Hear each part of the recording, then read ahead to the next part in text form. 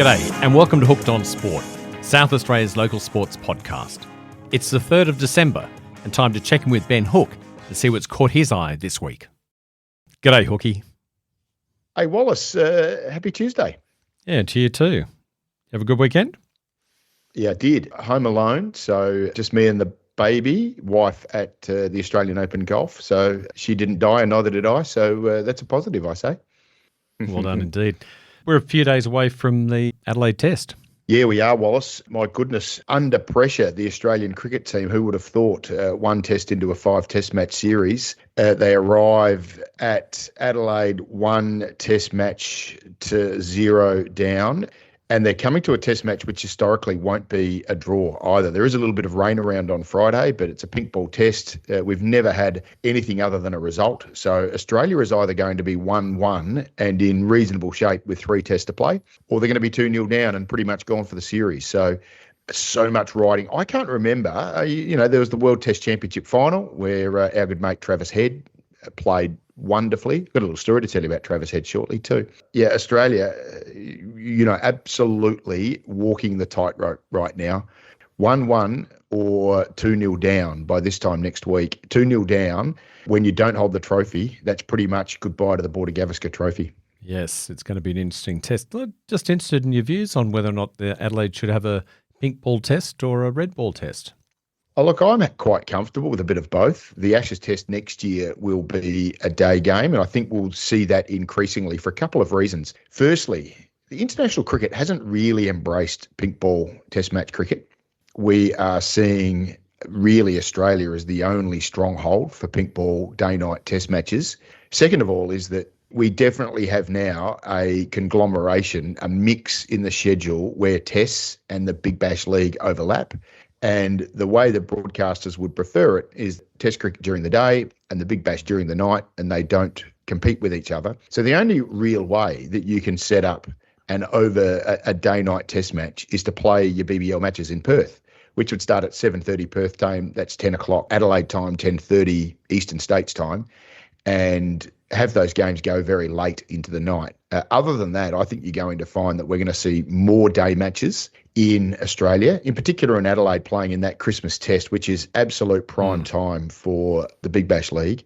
And therefore, less and less possibility of pink ball day-night test matches. Hey, I was a real quick one. Walking out of swimming this morning, take my daughter Molly swimming, little 9 o'clock session. As I was walking out, guess who was walking in? Travis Head with his daughter Miller. Oh, beautiful. So isn't that cute? Daddy-daughter time, 3 days out from a test match. There with his nanny, I think. So, yeah, nice to see Travis just taking it pretty easy, taking his daughter for a swim before a couple of days out from a test match. Fantastic. Very relaxed indeed. 14th test match between Australia and India at Adelaide Oval. The first one was in 1948. I'll give you one guess who scored a double hundred in that match. Would it be Bradman? So Donald Bradman, 201. Sid Barnes and Lindsay Hassett both got hundreds in that match as well. Australia scored 674. Hopefully there's another South Australian who can maybe peel off a big 100 for Australia in the test on Friday. Whether that's McSweeney or Head or Carey, I don't really care. No, we certainly need it. Now, Hooky, Izzi Batt Doyle's been setting some records in Valencia. Unbelievable run on the weekend, Wallace. So this is a marathon that's set up to be fast. Izzi Batt Doyle has run 2 hours, 22 minutes and 59 seconds. It averages somewhere, I should have done the maths, but it averages somewhere between 3 minutes 15 and 3:25 per kilometre. So it's around about 15, 16 on your treadmill. If you want to give that a go, just see if you can hold that for maybe 2 minutes, let alone 2 hours and 22 minutes. It's the third fastest time in history by an Australian woman. It's the fastest South Australian time. She broke her own state record of 2 hours 23:27, which she ran in the same race last year. But let me just list off her state records that she has at the moment. She holds the state record on the 1,500 metres, the 3,000 metres, the 3,000 metre steeplechase, the 5,000 metres, and the marathon. The only two she doesn't have in distance running are the 10,000 metres, which is held by Lisa Ondieki, who a famous runner now in the Sport SA Hall of Fame, and someone who you also may have heard of, Jess Stenson, who holds the half marathon state record that she ran in Melbourne only in October of this year, just a month ago. Izzi Batt Doyle, I reckon right now, probably the number one sportswoman in South Australia. I reckon fans of the Adelaide Crows AFLW team, Ebony Marinoff, might have an argument against me there. But what Izzi Batt Doyle is doing is quite incredible. Been to 2 Olympic Games now, ran 8th overall in that race. It's an impossible competition, women's marathon running at the moment. There are some times that are really genuinely eyebrow raising. I think what's cute about it, often she uses her partner Riley Cox to pace her. Riley ran 2:20 in the same race. Wow. Didn't finish in the top 30. The marathon runners are just superhuman, aren't they? So yeah, Izzi Batt Doyle, what an outstanding performance. Breaks her own state record and goes to number 3 all time in Australia. It's remarkable. I think around when COVID was hitting, she and Riley started up the Runners One Club. Yeah, it's still very, very popular. I think they've got around, they might have as many as 500 members. So they gather a couple of times a week and they do various sorts of running, training, whether it's faster stuff, slower stuff. I mean, I have people who absolutely swear by what they have learned from Izzi and Riley with their training programs. Not that they're necessarily training harder, but just getting incredible results out of it. So Runners one of many running clubs around the place, but they're certainly from a high-end training perspective, they've got all the answers. That doesn't mean that you have to be a high-end runner. There's some, people who might run 5-hour marathons who are getting their time down to 4.5 hours. So, yeah, they're a great story. Wonderful contributors to South Australian society, but, yeah, also performing incredible feats in the elite athletic circuit as well. So, yeah, really pleased for both of them. Yeah, wonderful community. Now, Hooky, who were the winners at the SASI Awards night? Yeah, so this is about a week ago now, Wallace, but let's just fly through them. The male athlete of the year was Oliver Bledon. He won the gold medal in the team pursuit at the Paralympics. They rode a world record too, the boys. So this is 4,000 metres, 4 cyclists. You've only got to finish with 3, but you can see those, you can imagine those 4 bikes all, one after the other, very tightly compacted, going around the track, screaming around. These boys rode the world record in the heats, rode 3 minutes 40 seconds, 0.7. So that's very fast in 4 kilometres. And then they went on, won the gold medal as well. He's an interesting story. He comes from Mandurah. He's good mates with another member of that team, Lay, I think his surname is. Father owned a bike shop in Mandurah. So he was obviously going to get involved in bikes pretty early on in life, wasn't he? But this is an hour out of Perth. And you think about how difficult it is to break into something like track cycling when you really don't have great access to a track. Often the Perth kids are going to get far bigger advantage. And he says by his own admission, he had to work his young backside off to get past the city kids. He arrived in Adelaide in 2021 to join the SASI program. That's where the elite track cycling program is. His first year as an elite rider, Wallace, he rode 4 minutes 20 for an individual pursuit, 4,000 metres. That's like, if I use a golfing term, it's like a 13-year-old shooting 2 under par. Just an incredible performance. So he's 19 years old when he moved here, was absolutely destined for Paris. He's got a huge future still ahead of him. So Ollie Bledon won the male athlete of the year.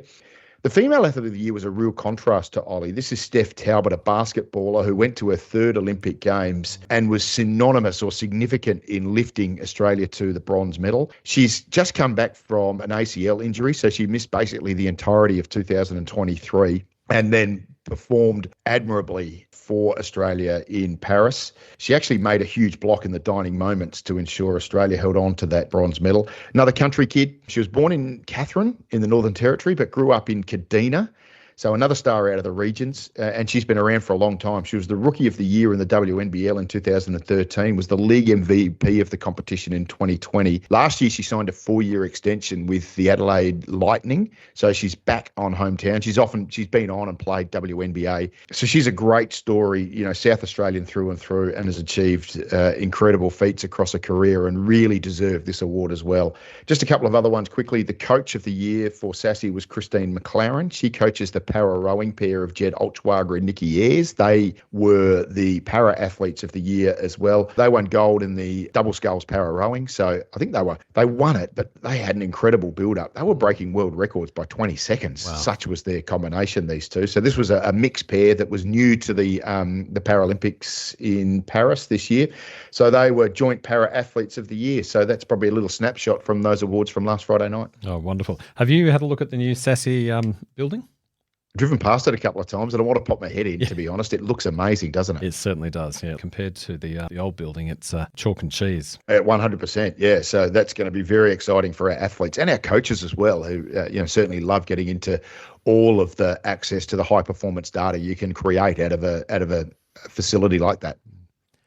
Now, SA Reds often get better with age, Ben.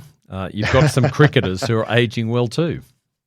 I've always said that this year I reckon South Australia is going to win a national title in cricket.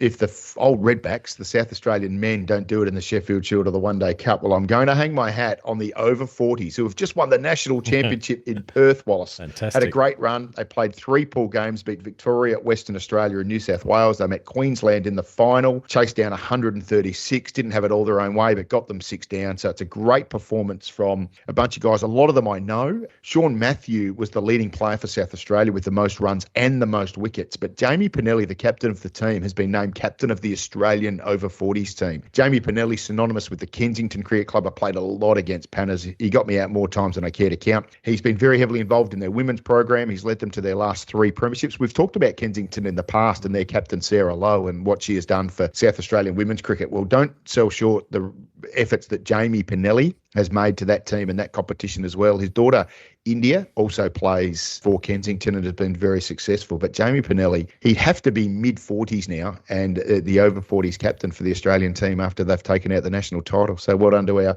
veteran cricketers. Yeah, brilliant. Now, you've uncovered a very young South Australian leader. Yeah, that's right, Wallace. Charlotte McKinnon, her name is. She captained the Port Adelaide Cricket Club in the Adelaide Turf Cricket Association Division 1 competition last weekend.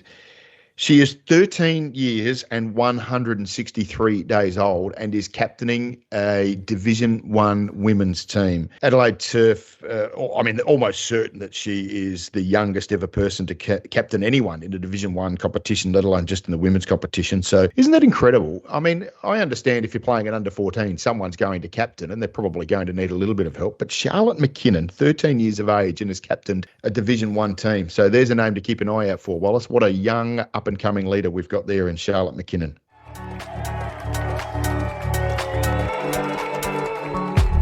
If you're enjoying this podcast, I'd encourage you to take a listen to Beyond the Club. It's a project I've been working on with Flinders University. Now I co-host it with Professor Sam Elliott, and we break down all the latest research on how to maximise the experience of junior and club athletes. There's a range of resources, special guests, and cutting-edge info on how you can make your club a safer, happier place for your kids and their club mates. Beyond the Club, wherever you get your podcasts. Now, the Australian Open Golf finished on the weekend. How did the South Australians go?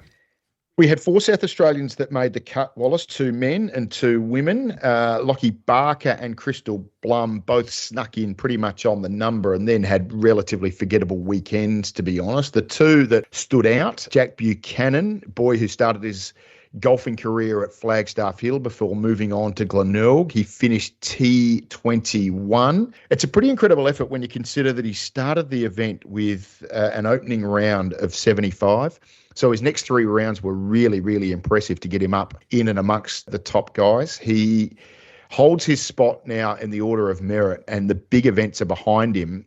He's almost certainly going to go to Europe next year now, Wallace, because the top 3 in the order of merit who are eligible pick up a European Tour card. He's got a couple of guys ahead of him. One's Cameron Smith and one's Lucas Herbert, and they're live players, so they won't be taking advantage of that card, which means that Jack Buchanan, unless he has a really poor second half of the year, is going to be going to Europe, which is amazing. The other one I thought worth pointing out was Caitlin Pearce. She finished in a tie for 14th. She was tie 7th last year as an amateur. This is just her second event as a professional. Another one who comes from the southern suburbs. She started her golf at the Vines of Ranella, now plays at Royal Adelaide. You and I both know Caitlin pretty well, Wallace. We've both had a round of golf with her in recent times. So, yeah, really exciting for Caitlin. I mean, it's one thing to go very well as an amateur where you're really playing with house money, aren't you? It doesn't matter if you don't perform. You've got an invite in. Good luck to you. Go your hardest. But now that this is her career and she's trying to earn money, to start, it's just her second event with a T14 after I think she played a New South Wales Open regional qualifier. Not much money in it, only $50,000 prize money. But she finished in a top 5 there as well. So she is off to an absolute flyer in her professional career. We wish them both all the very best. You're going to find Jack's going to be playing in Europe next year quite a bit. And I think you'll find Caitlin playing some events in the US because she has some status over there after getting out of the first stage of LPGA Tour qualifying school. So, yeah, 2 names to keep an eye out for if you're a golf fan, Jack Buchanan and Caitlin Pearce. Oh, absolutely terrific. And whilst we didn't see much on television of either of them, the photographs of them looked like they were having a cracking time. Yeah, well, they're just good young people too, Wallace. They're really impressive. They're mature for their age, and you have to be if you're going to go out on your own and try and earn your money on the professional golf circuit. So I'm really excited for them. I just can't wait to see what they can do when they get overseas and in amongst it routinely. Very exciting. Now, Alice Cho, another golfer, receives more accolades. Quick story, this one. She's 15 years of age. She's just won her 3rd straight North Adelaide Golf Club Open. So that's pretty much anyone's allowed to come and play. And she's won the 3rd straight of them at 15 years of age. So she won her first one at 13. She's a 2-time club championship winner at North Adelaide. She won the first one as a 13-year-old, won it on the 36th hole. She didn't play this year, but last year she won it 16 and 14. Now, it's a 36-hole event, Wallace, but you would understand as well as I do that if you win a golf event 16 and 14, that means that if I put it into AFL or football, Australian rules football, it's like a 250-point win. That is just one of the all-time great dominations, and she's done that in a final, no less. She broke the course record at North Adelaide last year. That's a record that stood for 20 years. She now plays her golf competitively at Royal Adelaide, but still obviously heavily involved in North Adelaide. So at just 15 years of age, what an exciting future she's got. Yeah, very exciting indeed. Now, 22-year-old South Australian has been awarded the Player of the Year in Super Netball. Yeah, Georgie Horjus, kid from Kangaroo Island. I can't believe this story, Wallace. She grew up in and around Pandana. Pandana's a good 3/4 of an hour drive to Penneshaw. Then you've got to get on the Sea Link ferry and get to Cape Jervis. And then from Cape Jervis into Adelaide, all round, it's probably around about a 4.5-hour trip, give or take, making sure you can get on and off the boat. Now, she would make that trip 4.5 hours there, play an hour of netball for contacts as a 16-year-old and turn around and make the 4.5-hour trip home. This is with her mum. It just amazes me the adversity that country kids can overcome to become absolute elite athletes. She's now 22, as you said. She's only 172 centimetres and she plays goal attack and wing attack for the Adelaide Thunderbirds. They're generally around about 190 centimetres goal attack in this level of competition. So she's genuinely short, but still manages to find a way to get it done. The record that I think is quite amazing is she led the Thunderbirds for goal assists with 230 and centre pass receives with 248. Now, when you're spending a fair bit of time like she does as a goal attack, you really don't have a lot of responsibility on goal assists or centre pass receives, and she's led the team in both of them. So it's no wonder in a premiership team that she has won this association award. She has a great partnership with Taylor Williams, the centre player for the Adelaide Thunderbirds, who comes from Hummocks in the mid-north, so another country kid as well. They are quite an incredible story, the Adelaide Thunderbirds, and leading the way, of course, is Georgie Horjus, who now is the Super Netball Player of the Year.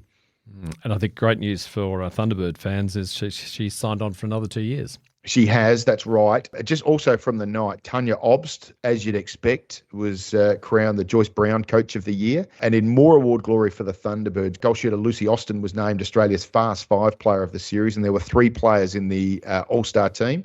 Georgie Horjus at wing attack, Latanya Wilson at wing defence, and Shamira Sterling Humphrey at goalkeeper. So, yeah, the accolades just keep flowing for the all-conquering Adelaide Thunderbirds.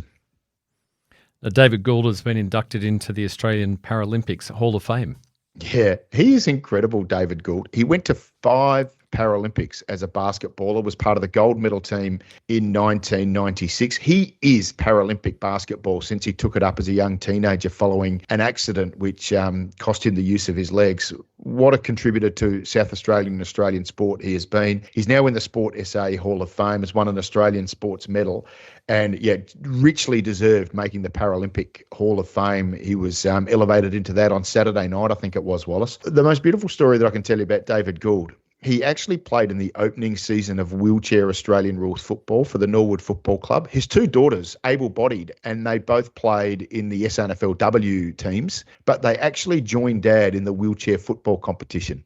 Brilliant. The three of them, the two daughters and the dad, played together in the opening season of the SNFL wheelchair competition. So, David Gould, know him quite well, ripping bloke, Basketball South Australia Hall of Fame, now Paralympic Hall of Fame. You name it, every achievement under the sun. He is a superstar, has been, and I'm just so pleased that he's earned yet another accolade.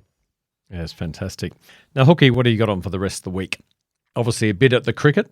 I do, Wallace. I'm going to be catching up with the two umpires and the match referee and talking with them about umpiring to a number of young up-and-coming umpires. That'll be on Wednesday night. I'll be hosting the Carbine Club lunch on Thursday, catching up with some SACA members at a brunch the morning of the test on Friday. I've got two functions on Saturday, two functions on Sunday, and a function on Monday, and I'm hoping I can drag you along to one of them, Wallace. Well, that sounds like a plan. Look forward to that one. Gosh, you're a busy guy. We'll have a nice little dinner together on Saturday night after I knock over a couple of interviews. Sounds very good indeed. Hooky, always great. Nice to chat, mate. Take care.